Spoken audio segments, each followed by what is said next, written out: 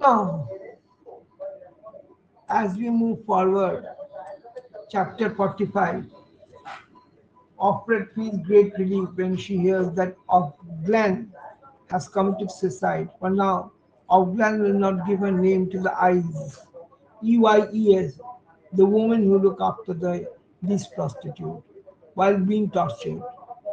For the first time, Offred feels completely within the power of authorities. She feels she will do anything necessary to live, stop wanting control of her body, stop resisting, stop seeing niche. From the porch, Selena calls to Offred. When Offred comes in, she holds out her winter cloak and the squinted outfit Offred wore to the club. She asks Offred how she could be so vulgar and then tells Offred how she is a slut and is a prostitute, like other handmaids, and will come to the same end. So Nick stops whistling, but Offred does not look at him. She manages to remain calm and composed as she retreats to her room. In this way, we move on to chapter 46.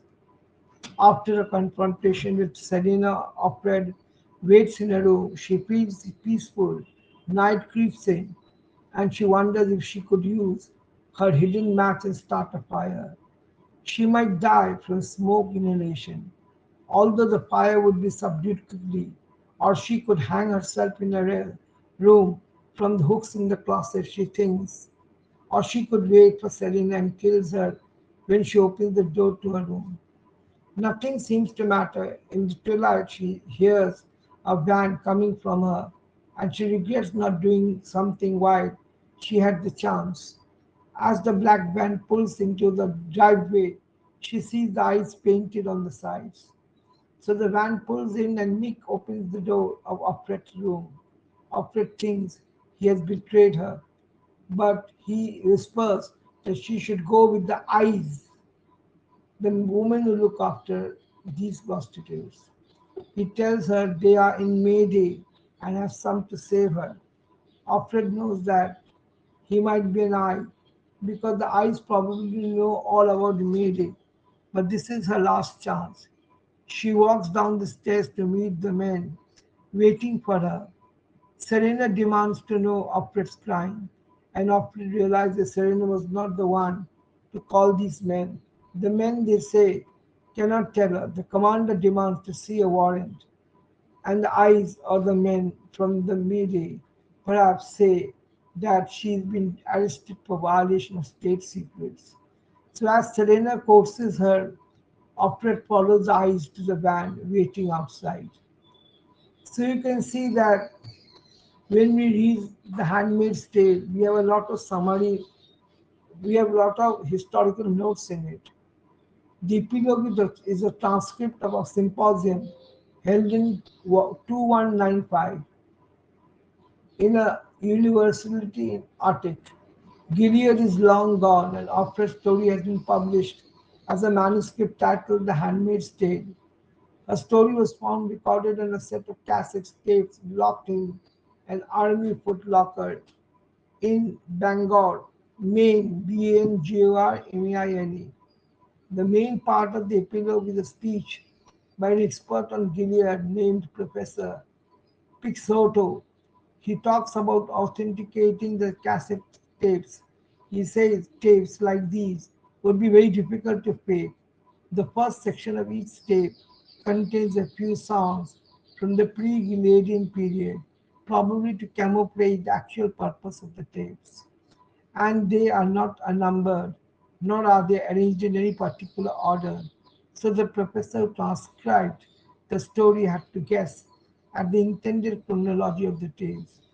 Pixar warns the audience against judging Gilead too harshly because such judgments are culturally biased, and he points out that Gilead regime was under a good deal of pressure from the falling birth rate and environmental degradation.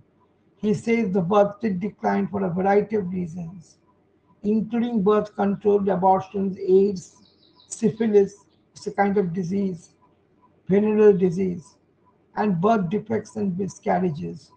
resulting from nuclear plant disaster and toxic waste.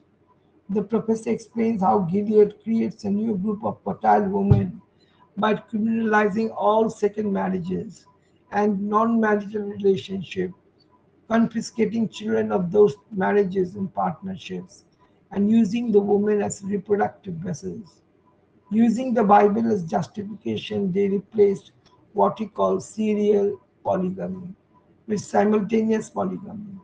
He explains that, like all new systems, Gilead drew on the past in creating its ideology.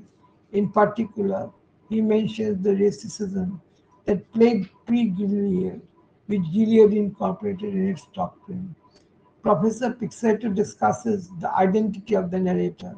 Scholars have tried to discover it using a variety of methods but failed. Pixoto notes that historical details are nearly scanty because so many records were destroyed in the purges and civil war. Some tapes, however, were smuggled to save the women's societies in England. He says that the names of Offred used to describe her relatives were likely pseudonyms employed to protect the identities of her loved ones. The commander was likely either Frederick Waterford or B. Frederick Judd. Frederick Waterford or B. Frederick Judd, the commanders. Both men were leaders in the early years of the Gilead, and both were probably instrumental in building the society's basic structure. They are Frederick Waterford and or B. Frederick Judd. So this Judd Judd devised the participation, realizing that it would release the pent-up anger of the handmaids. Pixato says that persecutions became so popular that in Gilead Middle Period they occurred 4 times a year. Judd also came up with the notion that women should control other women. Pixato says that no empire lacks this control of the indigenous by members of their own group. Pixoto explains that both Waterford and Judd likely came into contact with a virus that caused sterility in men. He says the evidence suggests that Waterford was the commander of that story. Records show that in tone of the earliest purges, Waterford was skilled for owning pictures and books, and for owning pictures and books and for indulging liberal tendencies. Pixato remarks that many early commanders felt themselves above the rules, safe from any attack, and that in the period commanders behaved more cautiously. The professor says that final fate of the operator is unknown, but she may have been recaptured if she escaped to England or Canada. It is puzzling that she did not make her story public, as many women did. However, she might have wanted to protect others who were left behind, or she may have feared repercussions against her family if she was open. Punishing the relatives of escaped handmaids was done secretly to minimize bad publicity in foreign lands. He says that Nick's motivation cannot be understood fully. He reveals that Nick was a member of both the Eyes and of Mayday, and that the men he called were sent to rescue Offred. In the end, Pixato says they will probably never know the real ending of Offred's story. The novel ends with the line, "Are there any questions?" So you see, these type of historical evidences go to prove a lot and analyze the chapters from 45 to 46. Offred's story ends abruptly and certainly, which illustrates the precarious nature of existence in a totalitarian society in which everyone stands constantly poised on the edge of arrest and execution. Offred learns of Ogden's death, finds that Serena knows of a visit to Jezebel's and is possibly rescued by Nix's intervention, all in the same day. Yet, even as events move quickly, Offred herself takes no action. She demonstrates a lack of her own power of offending the the system when she spends hours alone in a room contemplating murder, suicide, and escape. But unable to act, Gilead has stripped her of her power, and so, in a moment of crisis, she can do nothing but think and wait for the black van to come. The ice black van. Those who are after vigil. Throughout the novel, Offred has maintained an internal internal struggle against the system and a cautious outward struggle. It is when afraid of Glenn, death terrifies her, and when she realizes she'd rather give in than die, that helps arrive. Atwood suggests that in Gilead, the tiny rebellions or resistances of one person do not necessarily matter. Offred does not escape because of her own personal resistance. She is rescued by forces outside of her control. So when the van comes, Offred has no way of knowing whether it comes to save her or to bring her to death. So in Gilead, what happens? Women cannot escape alone. It is not possible to do so. Someone must help them attain freedom. Her story ends either in darkness or light. She says, not knowing which it will be. After this ending with its leap into the unknown, the epilogue follows. It is simultaneously a welcome objective explication of Gileadian society, a parody of academic conferences, and offensive to the reader. We have just suffered through Offred's torments with her, and as shocking as that word means it to be, to hear her life discussed in front of an amused audience, joked about and treated as quaint relic. Professor Pixato makes references to Gilead's clever synthesis of ancient customs and modern beliefs. He discusses the use of biblical narratives to justify the institutions of handmaids, and he mentions the similarities between the participation and the ancient fertility rites. None of these things will have escaped the notice of an alert reader, but this marks the first time we have heard them explain clearly and analytically. The epilogue also reveals information about Offred's experiences, the identity of Offred's commander, the purges that took place frequently under the regime, and the success of the underground resistance at infiltrating the command structure. So by telling us that handmaid's tale was transcribed from tapes found in an underground female road safe house, the epilogue undercuts the powerful ambiguity of novel's ending, letting us know that Dick was a member of the Mayday and he did attempt to get Offred out of the country. Offred's final fate remains in a mystery, but the faithfulness of Nick does not. So in the epilogue, Atwood inverts Gilead, overthrowing the terrible world that created in opposition to the Gilead white, male dominated patriarchy. In the New World, the whites are the subjects of study, not the scholars and rulers. Professors have names like Johnny Running Dog and Marian Crescent Moon, which suggest that indigenous people dominate the academy. They are typically different with a different name. So the great universities are in Nunavut, in northern Canada, and in the map of the world, we are assured, has been remade. Once white people studied in the third world. Now the chair of the conference announces a speech from the professor, Gopal Chatterjee, who says, from the Department of Western Philosophy of the University of Baroda, India. Pixoto's striking comment that Gilead should not be judged too harshly because all such judgments are culturally conditioned echoes and calls into question the moral relativism common among academics today. The novel has attacked us to sympathize with Offred and to judge Gilead evil, tyrannical, and soul destroying. That Pixoto appeal for understanding and the applause that follows it suggests that such moral ambivalence sets the stage for future evils.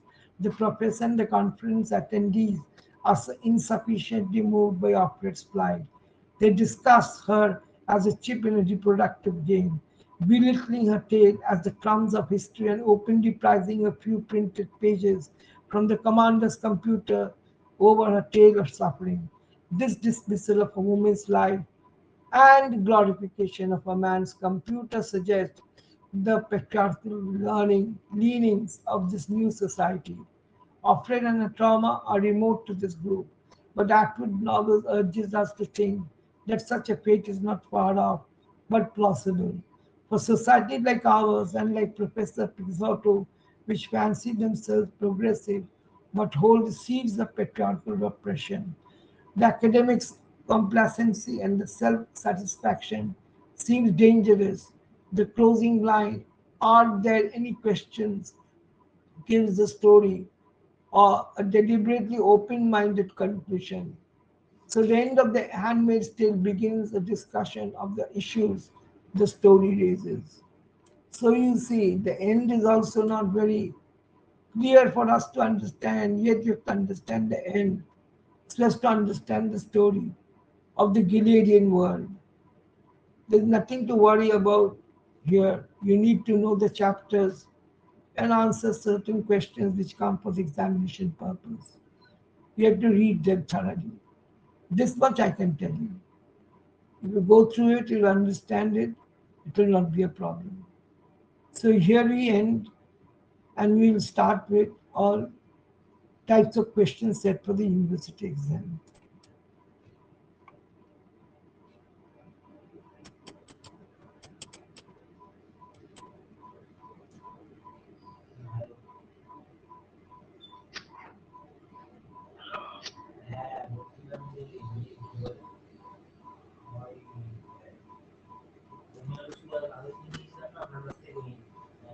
Now, what I want to mean is this, that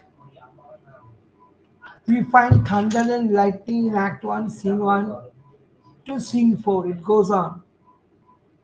Three haggard old women, the witches, appear out of the storm, airy, chanting stones. They speak, and the knowledge and the language they speak is not very clear or audible because hello তুমি শুনতে পাচ্ছ?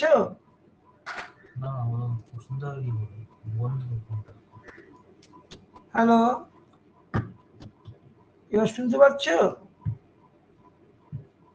হ্যাঁ, ওই ছেলে ডাক্তারকে phone করছে ওই জন্য। So here we find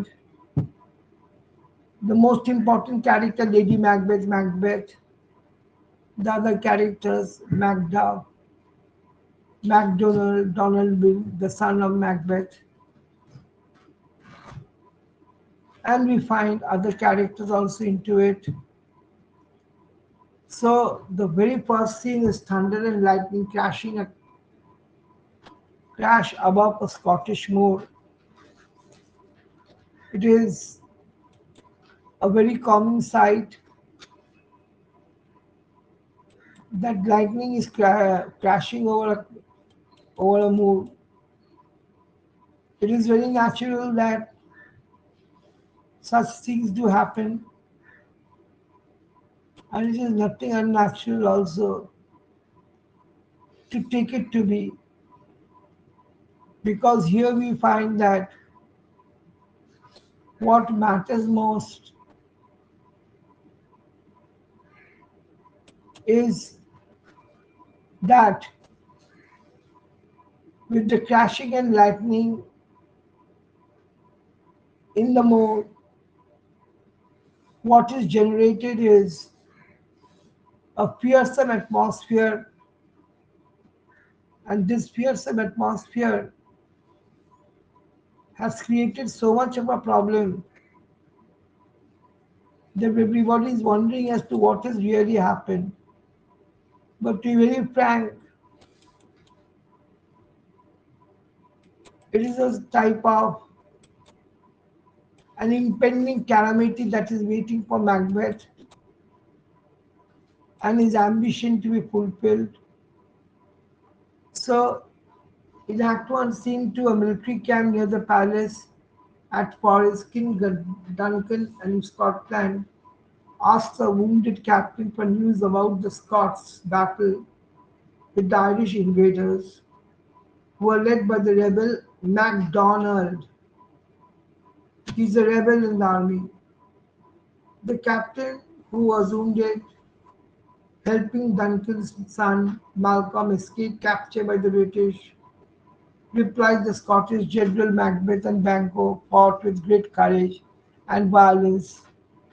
The captain then describes for Duncan how Macbeth slew the tra- tra- treacherous traitorous treacherous, whatever way you spell it, MacDonald. As the captain is carried off to have his wounds attended to, the Thane of Ross, a Scottish nobleman, enters and tells the king that the treacherous Thane of Cawdor has been defeated and the army of Norway repelled. So there is another character in the novel. There is a Cawdor. He has betrayed his king Duncan.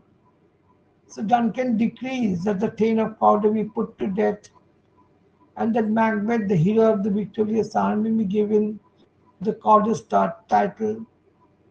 Ross leaves to deliver the message to Macbeth, who is not yet well aware of the fact that such a thing was happening and he was to be the Thane of Cawdor. In Act 1, Scene 3, we find on the heath near the battlefield, thunder rolls and the three witches appear. One says that she has just come from killing swine. Another describes the revenge she has planned upon a sailor whose wife refused to share her chestnuts. Suddenly a drum beats and the third witch cries that Macbeth is returning from the battle. So Macbeth and Banquo on their way to the king's court of forest come upon the witches and shares in horror at the sight of the old woman. Banquo asks whether they are mortal because they don't look like mortal beings. Nothing they seem to be inhabitants of the earth. They are beard, they are skinny, treacherously they look like. He also wonders whether they are really women since they seem to have beards like men. Witches hail Macbeth as Thane of Glamis, his original title, which he has already got after the death of his father, and the Thane of Cawdor. Now he has not yet got this title because he has just defeated Cawdor in the battle and returned from the battlefield. Macbeth is baffled by the second title. Cawdor is still alive. Just now I defeated him have come. As he has not yet heard of King Duncan's decision that Cawdor has been put to death, ordered to be put to death. The witches also declare that Macbeth will be king one day. Stunned and intrigued, Macbeth presses the witches for more information, but they have turned their attention to Banquo, speaking in yet a more riddles. They call Banquo lesser than Macbeth and greater. What does this mean? He will not be the king, but his sons will be the king. That it means. And not so happy because he will not be the king, but his sons will be king, yet much happier. Then they tell him that he will never be king, but that his children will sit upon the throne. Macbeth implores the witches to explain what they meant by calling him King of Cawdor, but they vanish into thin air. So it is believed Macbeth and Banquo discuss the strange encounter on শুনতে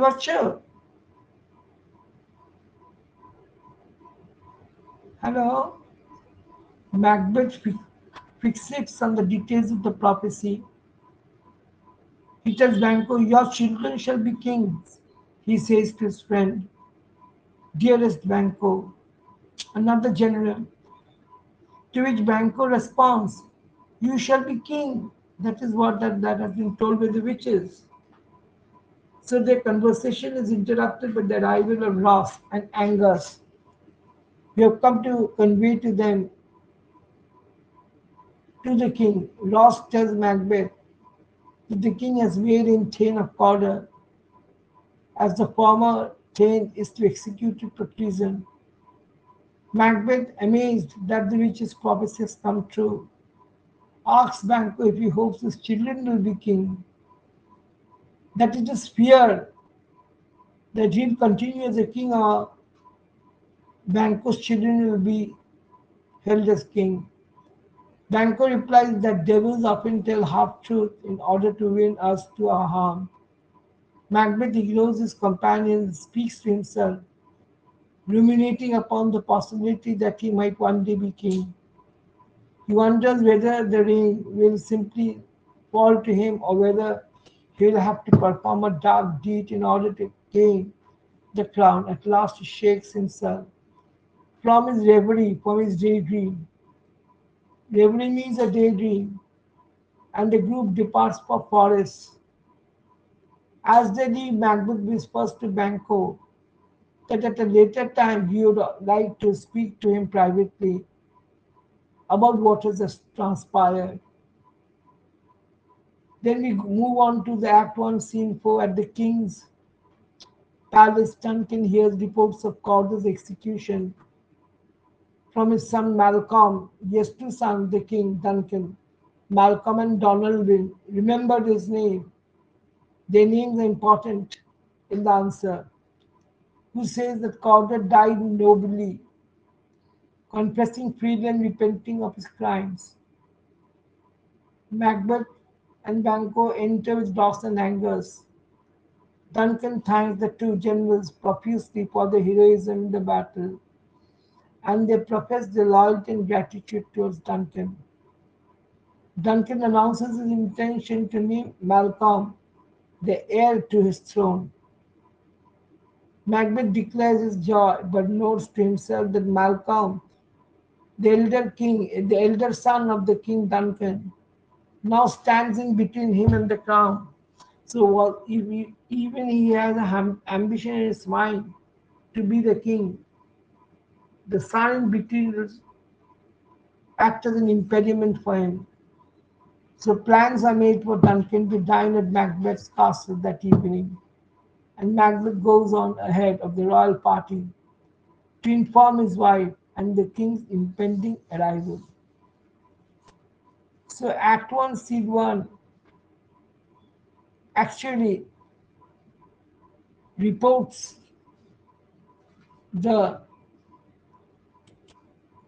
beginning of the story, makes us aware that what is going to happen now.